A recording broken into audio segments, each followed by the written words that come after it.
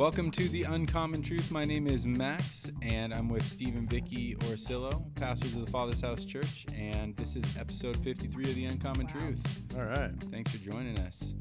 We got another 100-degree day. That's going to be the new norm here in Oroville in the summer. And we're all wearing black shirts. Yeah, we're soaking it in.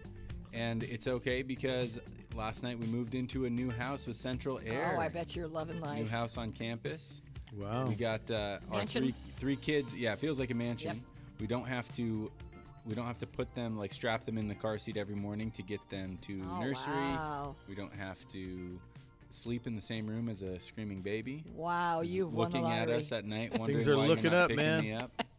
Right? That must be awkward. So it's great, yeah. And far enough away, the baby, we can choose whether we hear the baby or not. That's right. You could just put the sound machine and roll over. Yeah. Yeah. That's nice. So it's happy really for good. you. What's Got new a for yard. you guys? Well, we have a lot of people happy with their new homes.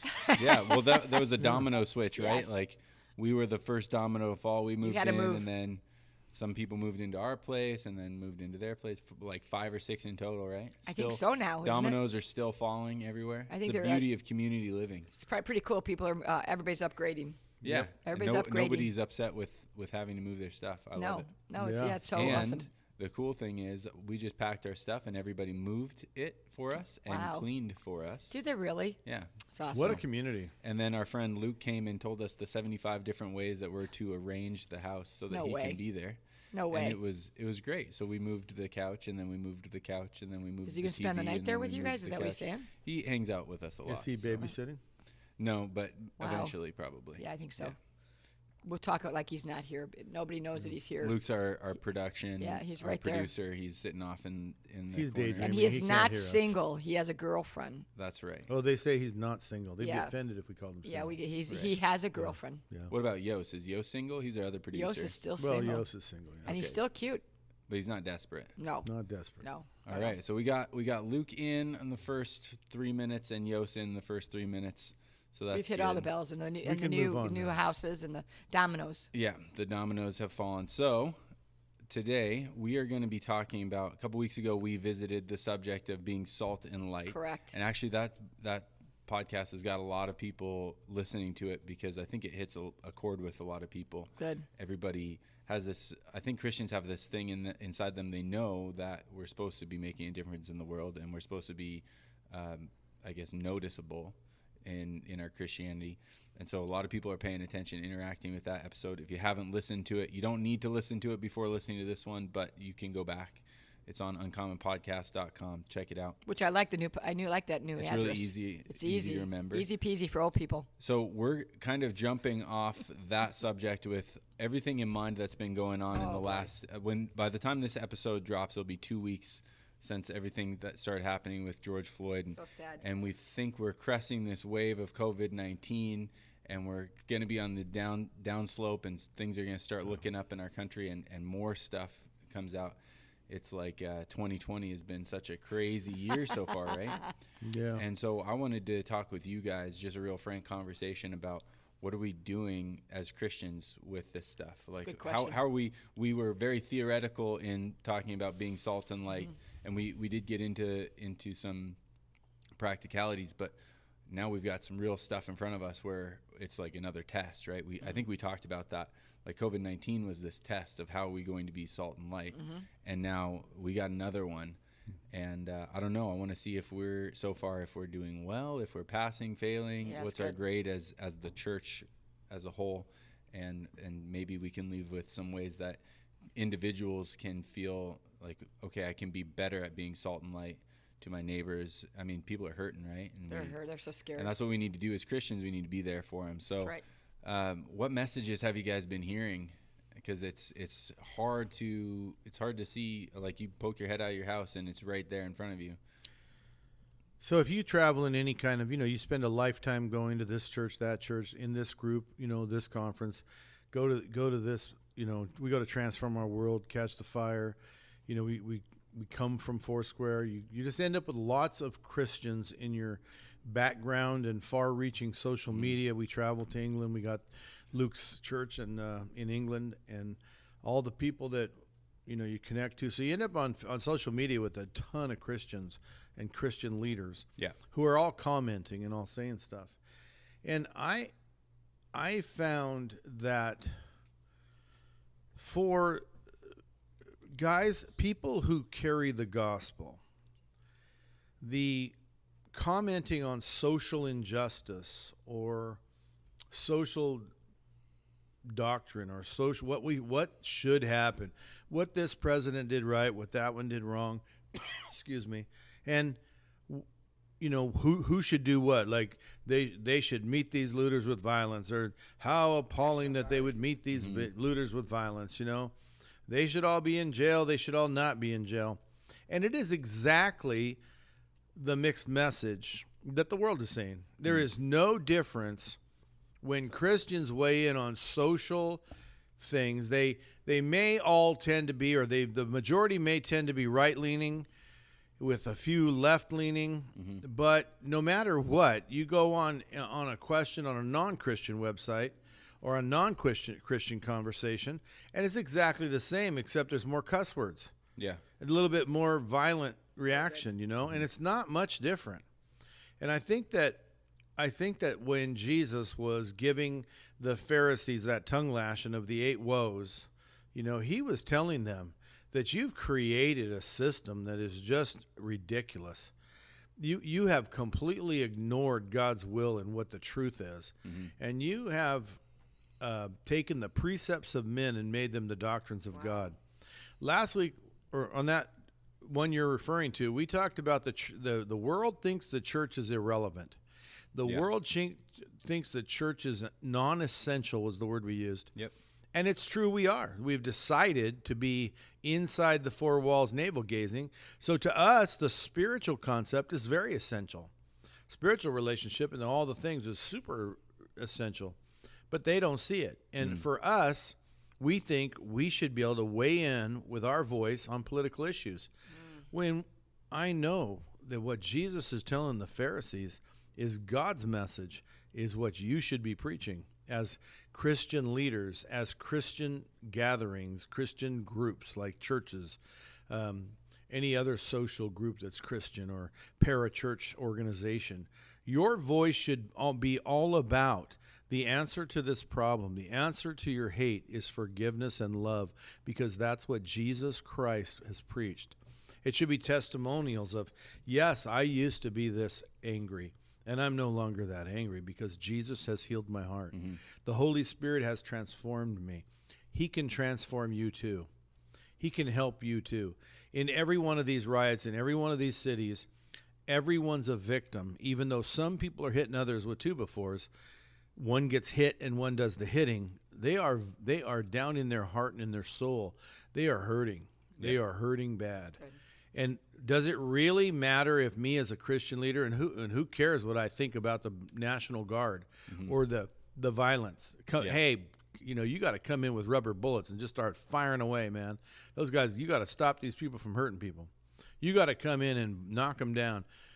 My opinion is not going to make that happen or not happen. What I have a chance to do is speak into 100 people who are hurt and maybe get through to a couple of them that Jesus is calling you out of this hurt and into healing, and he loves you. Yeah. And that's, I think, the answer to the question. I think the Christian, what I'm hearing is the desire for the church to weigh in on politics, the church to weigh in on social events, the church to weigh in on George Floyd, one way or the other.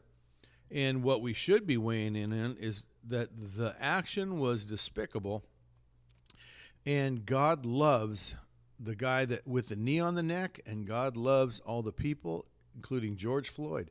He wants to save you. And that guy in prison is going to need Jesus. Yeah.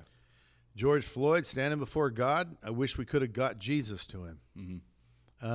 I hope he did. I hope he cried. In fact, I heard him praying on the ground, "Oh, Jesus." Yeah. I think he said that. He might have said something else, but I thought he was praying. Yeah. Crying out for mercy. And let's hope that's what he did. But, there's no way we can say, yes, this event happened because it was so-and-so's fault, or so-and-so's fault. This is a disease in our country. It's a disease in our world called hate. It's a disease called anger. And the only solution Christian leaders should be talking about is the love of Jesus Christ healing and transforming your heart.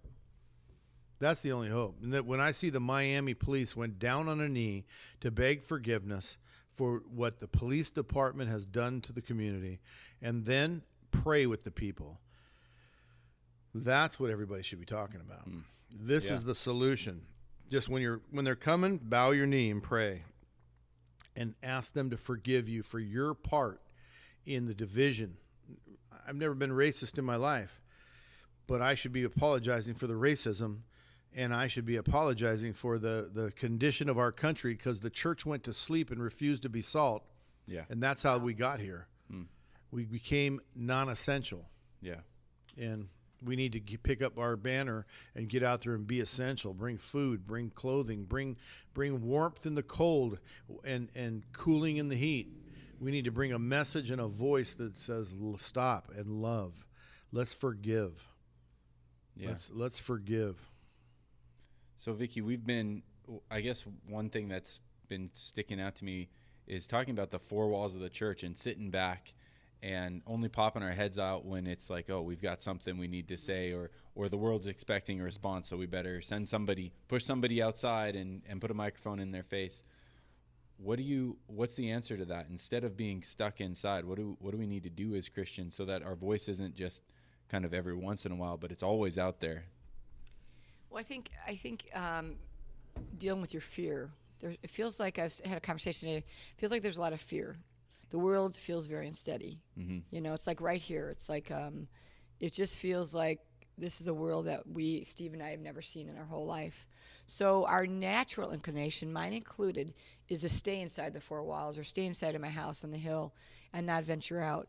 Yeah. But I believe coming in the opposite spirit, and that's what we were talking about in our staff meeting, is like, how do we come in the opposite spirit of hatred and unforgiveness? Well, I think it's like adopting our block and going door to door with people, giving them everything we have, coming in love, coming in the opposite spirit, and getting out of your fear and your I have to get mine. I have to self-protect, and giving your life away. That's what Jesus would do. I'm taken back by the story of the crucifixion and his prosecution, quote unquote. Kangaroo court. Yeah, and he didn't say a word.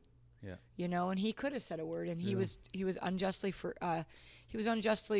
in so many places accused, and he just didn't say anything. And I think, what Steve is saying, the church is trying to either be politically correct or wise and be a voice out there, a voice of reason, and their voice. And I think we just need to come in the opposite spirit, and love covers a multitude of sins, and deal with situations as they come in love. So I guess my answer would be do something. Yeah. You've got a lot of friends in the community, lots of non-Christian friends. Whenever we have an event, and I help coordinate a lot of the events, and so you'll send me a text. So and so at Starbucks says she wants to donate this, and so and so at Taco Bell wants to donate this, and these are like big multinational corporations, and they've got a franchise here in Orville, and you as a Christian have made inroads just by being a friend to these people, right? Yeah. And being somebody, maybe it's not like a huge deal, it's just you being you to them. And so then when the time comes to actually something big happens, your voice carries a lot of weight because you've been there through everything, right? Wow, yeah. I see that because, we had that whole thing where Starbucks changed their Christmas. They don't have Christmas cups anymore, Yeah. right? People And are we have outraged. this big Christmas program every year where we raise money to provide kids with and help the community provide kids with Christmas presents called Gift of Hope. And you get the most incredible donations from these big companies that don't even recognize Christmas, Right. because they're like, wow, I want to give to what this woman's a part of and what this church is a part of. Yeah, I think that's interesting because I'm just sitting here thinking, the moral outrage of Starbucks, and I actually was joining the chorus for quite a few years. I wouldn't go to Starbucks because they're blah blah blah, whatever, anti-Christian, and it's like, coming in the opposite spirit and just loving the local person in front of you, I think it just holds so much weight. I think that's what you're talking about. I just ran into the city leaders I was out to lunch just now, and the mayor was there, and he was with 3 dignitaries and he introduced me to everybody, because it's like, it's a restaurant, it's like, oh, hi, how are you? But he sat there and introduced me, and then I ran into another guy who honestly I didn't even think he liked me, and it's like one of those guys you're like, sometimes he says hi to you, sometimes he doesn't. Yeah. And it was like he's been watching the broadcast. Our live broadcast. Our live broadcast, and he's like telling me how incredible we are at the Father's house. And I think, and through this time, with the coronavirus and now the race riots, we at the Father's house do not want to sully the name of Jesus. We want to be love to the haters. We want to be the voice of reason. We want to be the bridge. We want to be able to reach the city leaders and the Starbucks leaders and the people that are throwing bricks at people, police officers. And so I really appreciate that observation from you, because I'm just really being myself, and the Lord uses me. And I don't have, like, when I look around the Father's house, so many gifted people, you included, Steve included, Luke included, and you're just excellent. We talked about perfectionism last week, and I said I'm close enough, kind of. I'm that kind of person. Yeah.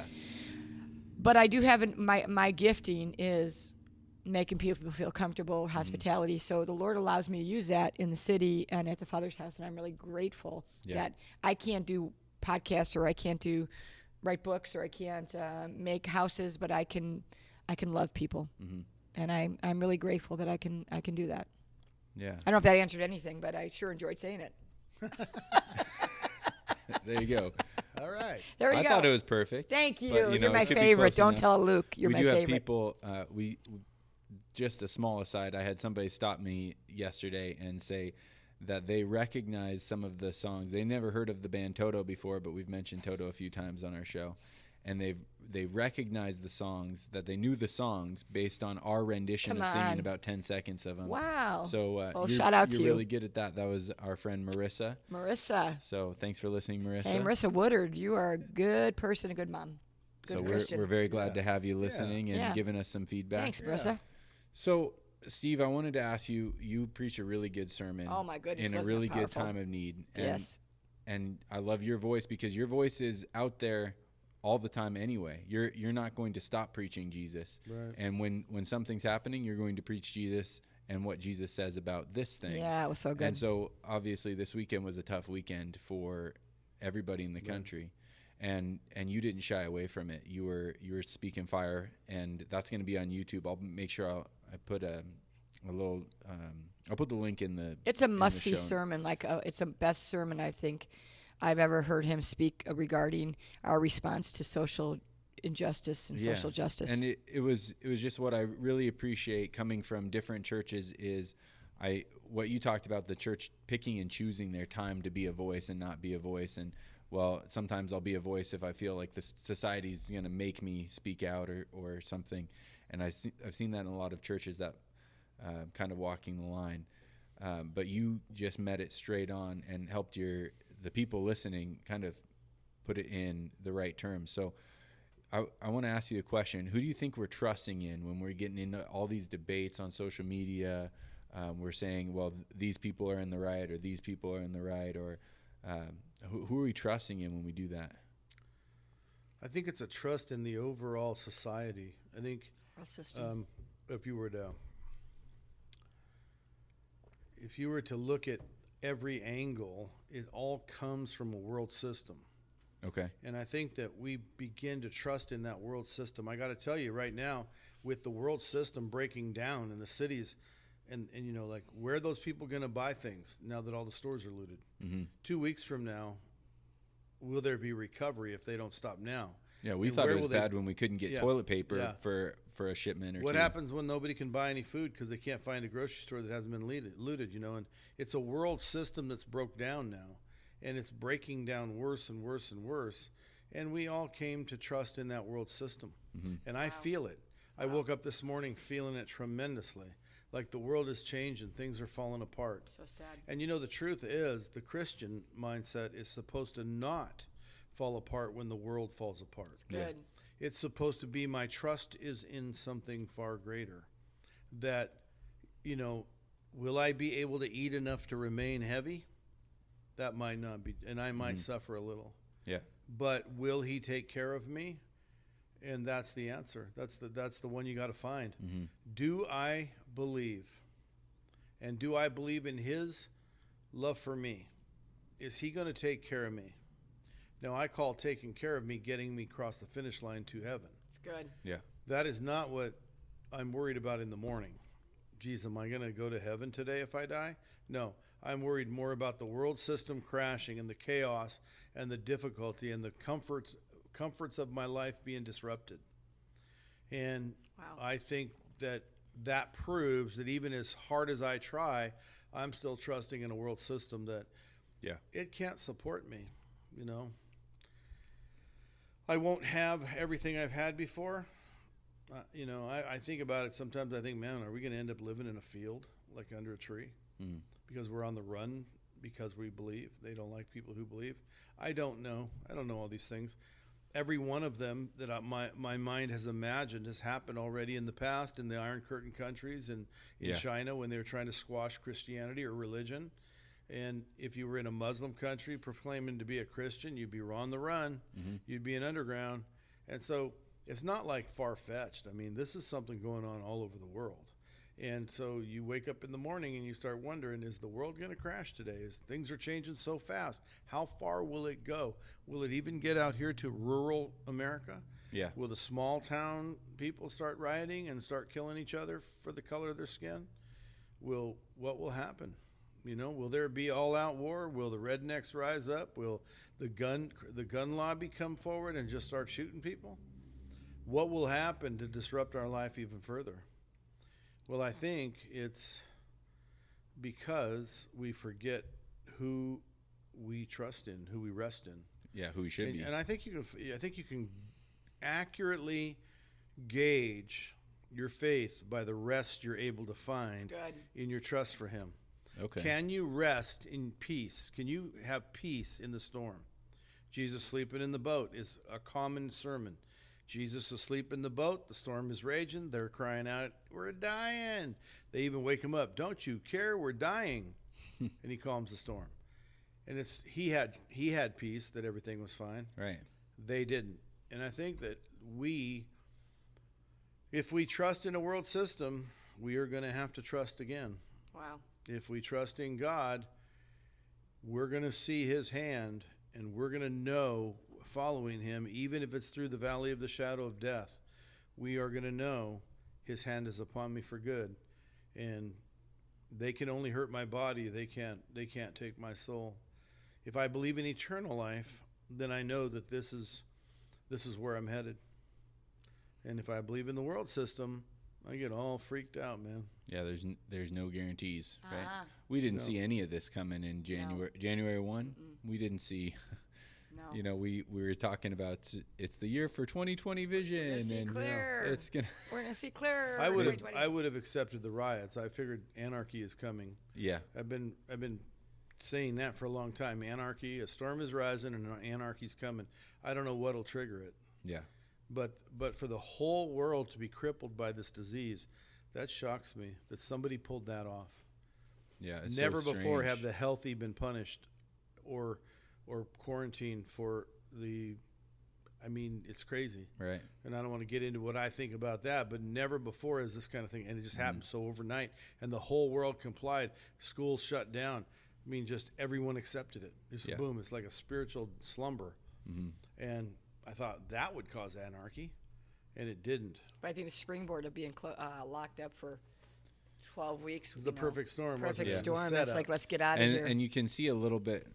Not to go too far down the rabbit trail, but it's so interesting that church is still not something that's okay in a lot of places. You still can't go to church, but you want to go to the streets and loot. Yeah, then that's kind of okay. But I don't want to go there. Yeah.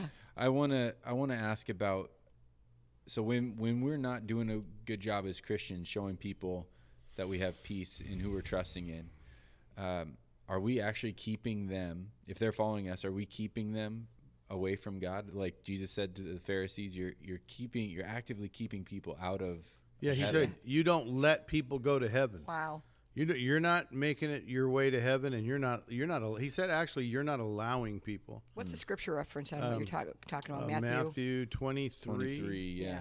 If you want to read it, the seven the 8 woes. woes. The 8 woes. Felt like 12 and woes. I will put that in the Yeah. YouTube description and in the It's a the phenomenal show message. description. I'm sorry. So here's the and thing, though. podcast. So let's just think about the shop owner that got hit with a 2x4, and her husband came out. He got beat down. All the people whose businesses, they live day to day, check to check, completely shredded. No income's going to happen there for a really long time. Mm-hmm. They feel hopeless, even if insurance is going to make them healthy or if government bailouts are going to happen. They're still in a hopeless position. They're not talking, let's go to church. Yeah. Because they don't think they can find anything at church. It's very difficult to rise up in a catastrophe and say, look, we are your solution. We have people who will serve you, help you, bandage your wounds, good Samaritan stuff, heal your wounds, take care of your food for you, clean up your restaurant for you, and we will help you. We will come to your aid.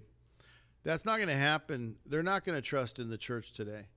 But if over the last 10 years that person saw that everyone that's in trouble, everyone that gets mugged, everyone that has unfair circumstances, that church really helps them. And if they can help them, they sure try. When they got hit with a 2x4, when they got beat down, they would have said, hey, let's see if the church has anything for us. Yeah. But they're not going to, because we went to sleep. We quit being the Salt. place to help them physically. We said, be warm and well fed for all your problems, but if you'd like to attend our church, we'll pray for you. Yeah. And Wow. and it's, I'm over exaggerating, but it is the international church. It's kind of where the church is, where we did not try to be the place that bandages their wounds, good Samaritan stuff again. We did not try to be the place for their fire resources, where the house burns down. Where do you get help? The church. You get mugged. Where do you get, you're fired. Where do you go for help? Well, the church has a program. Might be small, but it's a little help. Let's go there. Yeah. The members of the church are not taught to sacrificially give anymore, because that hinders numbers from attending. Mm-hmm. So I think that more than anything is how we ended up not being the message we're sending that keeps people out of the kingdom, is it doesn't cross their mind. Yeah. Now, To when look Katrina look to a Christian. Yeah, when Katrina hit, the Christians went to New Orleans. Christians went in droves. Yeah. And there was a lot of comment about that. Man, the Christians came from all over the world. The Red Cross came too. Non-Christians came too. But who stayed? I remember 2 years later, Christian groups were still going.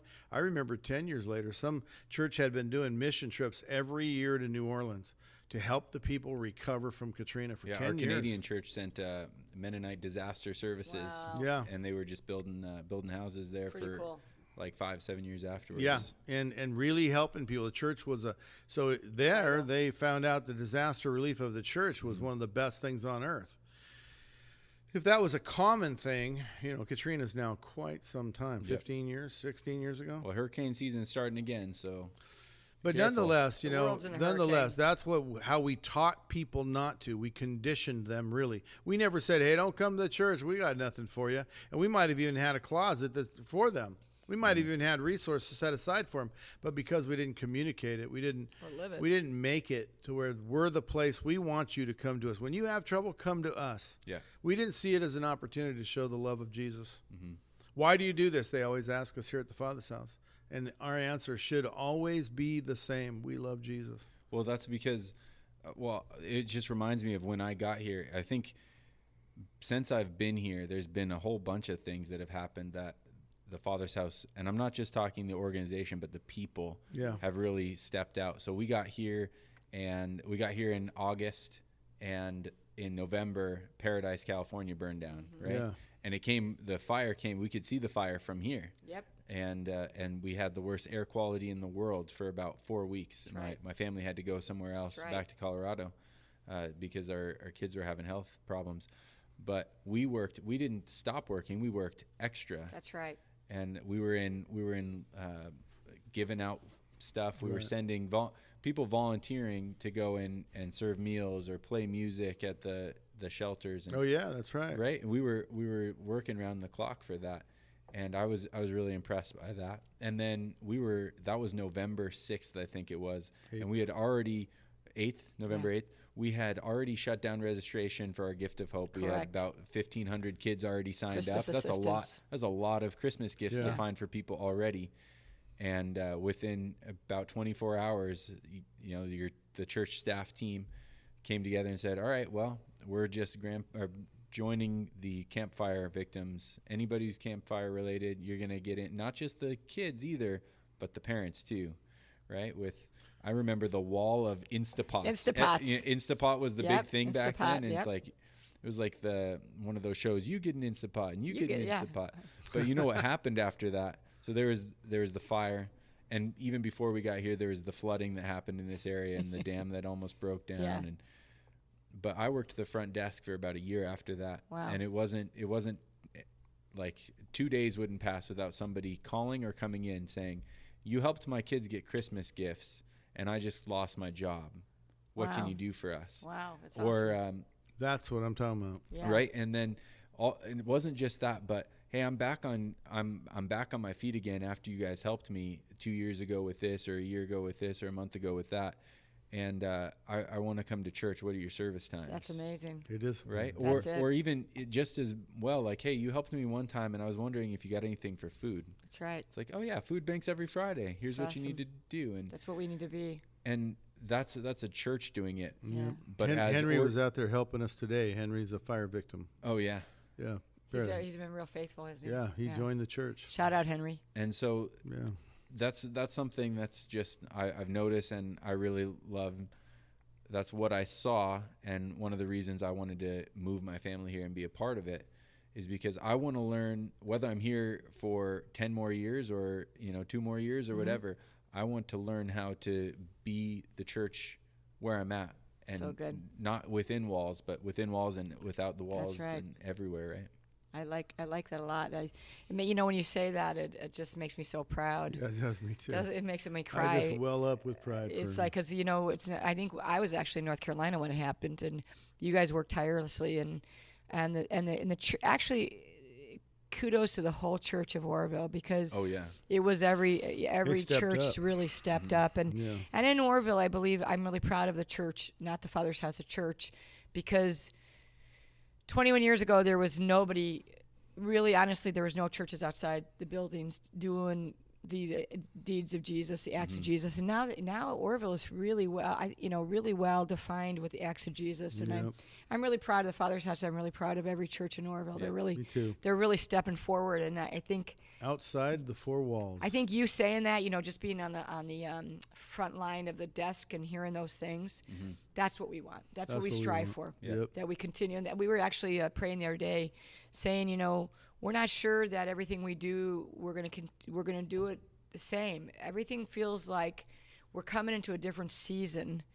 Life feels like it's just chaotic. I was talking to someone today. It just feels like there's this. You said it. You get up in the morning. You're like, I don't know if this is going to always be this way. Yeah. I've taken things for granted. I'm kind of scared sometimes. Yeah, when you don't know where your next slice of toilet Correct. paper is going to come from, Yeah. it really puts things into It puts perspective. me. Yeah, for I you, just stole some. right? But anyway, I'm just kidding. But anyway, I didn't steal it. I just was playing a joke. But anyway, it is. So be in the church, because people are so scared. Somebody said to me recently, because it's hard to understand the paranoia through the coronavirus. And one of the pastors said, you got to understand that if you don't know where you're going, if you don't know you're going to go to heaven, and someone has a deadly disease that can kill you, and you're not wearing a mask, it causes for a lot of fear and anxiety. And I feel like the world right now has a lot of fear and anxiety. And it's like it's just a message of Jesus. Just read Jesus and then live Jesus, and don't X out the anything you don't agree with. It's Steve's message on Sunday. It's like, it's Jesus saying 8 woes. And Whoa. it's like, some of us Christians think, oh, Jesus is so soft and kind of mealy, kind of meek. Yeah. And you read the woes, and you're like saying, whoa. Yeah, he said like brood of vipers, right? And you said that's like pregnant snakes. I'd never heard Breeding that one. snakes. Brooding snakes. Breeding snakes, right? Breeding Reproducing snakes. Reproducing snakes. Snakes that make snakes. That's what Jesus said. These people thought they were doing. The Pharisees probably really thought they were doing well, and the religious, and I just don't want to be religious, and I can be religious, and and I just want to stay away from religion as much as possible. Yeah. And that's one thing that's been on my mind since Sunday, because you preached a sermon on Sunday, we moved on Wednesday. Oh wow! And I've experienced a lot of breakthrough in the past year. I don't know if you listen to the podcast for a while, you could probably hear it in my voice. Wow, I have. Yeah, and you I've listen listened. to the podcast Yeah. so much that Have you listened? we put you on. That's right. I'm Steve number one listens fan. to all of them. I listen to all of them. Yeah, But we're number one fans. How do you know I With listen to all of them? because are you get me to help you put them on your phone. You're in Yeah. surveillance. Well, I can watch. I can tell. Are where you like people, the NSA, Max? No, but Facebook? I can see where people Oh, listen, he's but I always can't looking. tell if you listen. But He's always I know if watching you share on Facebook. That's right. He's always Anyway, you're watching gonna get. you. You said you've changed in the So last. I'm in a year. good Yeah. spot. I feel like I've got a lot of good momentum. You do. And How lots come of I never things. get a chance to share on Facebook? You just interrupted him again. Sorry. I'll show you on your Again? phone. Again. Steve got a Again? new phone. We couldn't figure out how to silence it before we turned It's it. a turned 10X. it on. All right, go ahead. Go ahead. So, lots of good momentum. Got a new house that's a lot bigger. My kids have space to run. So cool. I've got just I don't know, more peace than I've had for a while. Springtime. It feels great. Yeah. And I'm thinking to myself, it could be very dangerous at the same time, right? Like I got this new space, so I don't have to keep pushing, or I Yeah. don't have to keep being dependent on Jesus. Or I've got this new, like I've achieved something, like my relationship with Jesus. I've achieved something. He's helped me achieve something. cool. So then I don't need to keep going after him. So good. And I think that, yeah, I've been thinking in this abundance and with all this stuff going on, man, I really need to make sure I do the right stuff with it. I need to keep being generous. I need to keep being good. thankful. I need to keep, talking to people that help heal my wrong thinking. That's right. And so that's been really big for me. So whatever we're doing, we need to keep doing, right? Absolutely. I feel like through this time, what the general consensus of the staff is and the team is that we need to run faster because the time is short, and there's people right on the breathing on your neck. You want to continue to be out in front. If you're a leader, you need to continue to run because you're a leader, and you need to continue to help people with their wrong thinking. And I think for me, everything that's happened has caused me to focus more on Jesus. More, you don't know what you got till it's gone, and so being real thankful every morning when I get up that this could be it. Yeah. I mean, that it's really caused me to think that this life could be over. Not in a fatalistic way. I mean, to be absent from the body means to be present from Christ. My bags are packed. I am ready to go. There's a song I could break out, but I'm not going to do it. And Okay. so, right? She's wanting me to break. She's wanting me to break Go out ahead, so she sing can it. sing You guys along do it. with. Go Here ahead. we go. My bags are packed. I'm ready to go. I'm standing I'm standing here. outside your door. Hate to wake you up. I hate to wake you up, say goodbye. There you go. I'm So leaving keeping on a jet Jesus plane. Don't know when I'll be back again. That's John Denver, right? Oh, come Oh, on. come on, who is man. Peter, We're- Paul, and Mary? But John Denver sang it too, right? Oh, man. How would I know? No, I don't think He he did. He did? You Yeah. mean in the shower one day? I don't know. As his plane crashed? Okay, I'm a millennial. Oh, that was Oh, me. yeah. Yeah, old John Denver did- and the Peter, Paul, and Mary. I think those are two He completely did die in a different. plane crash. He did die. Yeah, It was a experimental. experimental. He made it. Anyway, I hope he made it to heaven. So what were we talking about before we broke out in song? I don't know. Luke, what We were were we? talking about I asked keeping. you what you thought. No, you didn't. Yes, I did. So Yes, Vicky's bags are packed. She's ready, Ready to go. But That's right. we're talking about not knowing what's going to happen next in life. Yeah, that's right. Right? Yeah, good What's job. going to happen for me Good Because job, I'm going Max. to love Jesus. Good answer. I'm going to concentrate on loving Jesus. I'm going to read his words and act upon his words too. to the end. I want to finish the race. Further up and farther in. I want to cross the finish line. That's all I want. I want the words said, enter in, my good and faithful servant. I want to bring a lot of people with me. Yeah, I really want to bring them with me, and I hope I do. I hope I do. I want to keep. That's I my want to. life. I want to preach the message of love, and his message is obey me. And so, what do you want to obey? Love one another, as I have loved you. And I got a life. If I had a new life today, if I could start over today, I still and got to keep everything I have, knowing my knowledge. Yeah. I still wouldn't have enough time to perfect that one command. So good. Yeah. To try to love like Jesus loves. Oh my gosh. Oh my gosh. Yeah. Yeah. If and I don't even know. I was talking to that guy from the fire victim in our church yesterday, and he was asking me about forgiveness, and I was trying to explain forgiveness. And he's like emphatically saying, so you do this. And I'm like, well, I hope I do that. You're going to do that. And I said, well, that's my goal. God willing. I honestly can't tell you I can do these things. I don't know that I could die for my neighbor. Mm-hmm. I don't know that I could die for an evil man. So my son gets picked on back when he was a kid. I don't think I could die for those kids picking on my son. Mm-hmm. And that's what Jesus did. Yeah. So the only answer I have is I want to die for those kids. I want to lay my life down. I don't want to give up my comfort for them. I want to lay down my possessions. I don't want to hold anything that would block the haters from going to heaven. Wow. Yeah. I don't want anyone to miss heaven. I know they're going to, but I don't want to be the reason. I don't want to be the obstacle. Jesus said to the Pharisees, you're not getting to heaven, and you don't let anyone else get there. And I'm like, what a thing to say. It's horrible. Yeah. Heaven forbid that I should ever hear such a thing said to me. I want to block no one. I want to see everyone get invited in. Well, I think that's a great place to stop. I think that was a really good conversation. Sometimes in tough conversations like this, we haven't said anything crazy controversial. It's like, all right, well, we sang a song. I said it was the wrong person. Yeah, old John Denver. Let's leave it at that. I actually think he did say do You it. had a chance to hit that one right out of the I park. think You had to go yard on that John one. Denver Who did you sing it talked after Peter, Paul, and Mary in the 70s.